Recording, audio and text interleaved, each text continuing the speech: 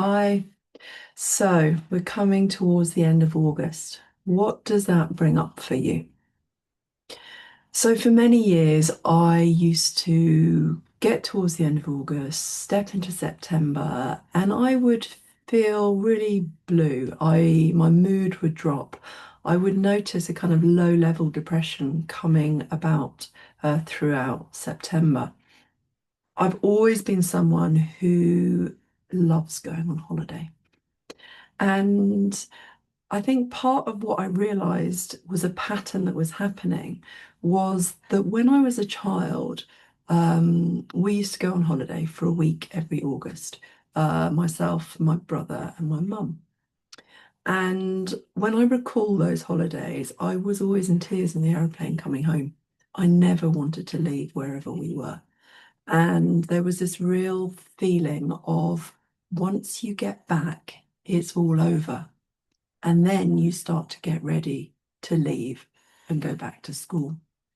And so I started to notice that this was a familiar feeling that I had, this desperation to be away. And when I was a child, I would look forward to that week the whole year. I lived for that week to go on holiday.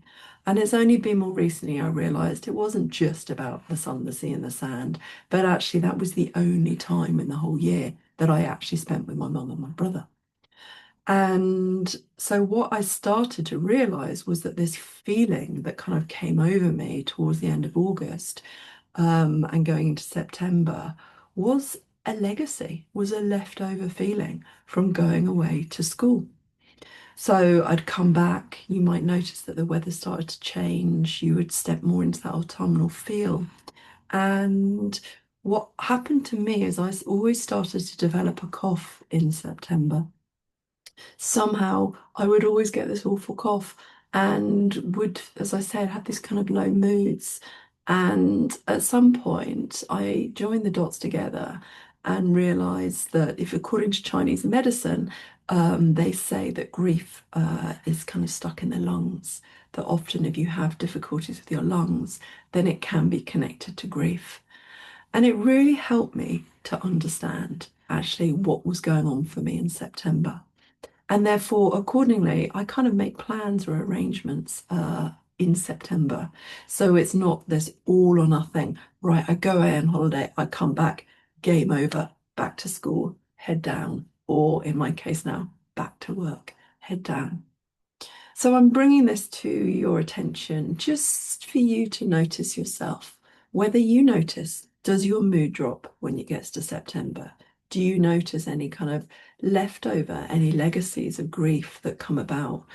Is it when you start to see in the shops kind of back to school or pencil cases or reminders, whether you have children yourself and you're then helping them go off to school?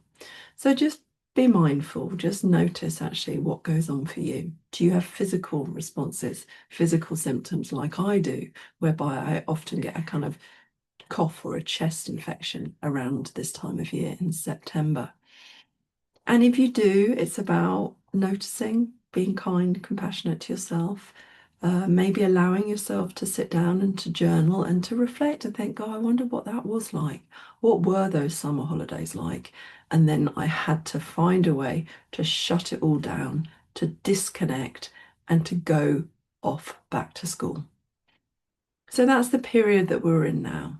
So maybe it's a case of booking something nice for yourself to do one weekend in September, to shift out of this head down, get on with it, to not be living so much like in the school terms, because I see that I'm very guilty of it. And I see that for a lot of people, we live very much like that, all or nothing. Head down in September, work for 12 weeks, then you leave, 2 weeks break, work for 12 weeks. Um, that similar pattern that got set up from school and that kind of cutting off, connecting, cutting off, connecting. So just notice what comes up for you at this period.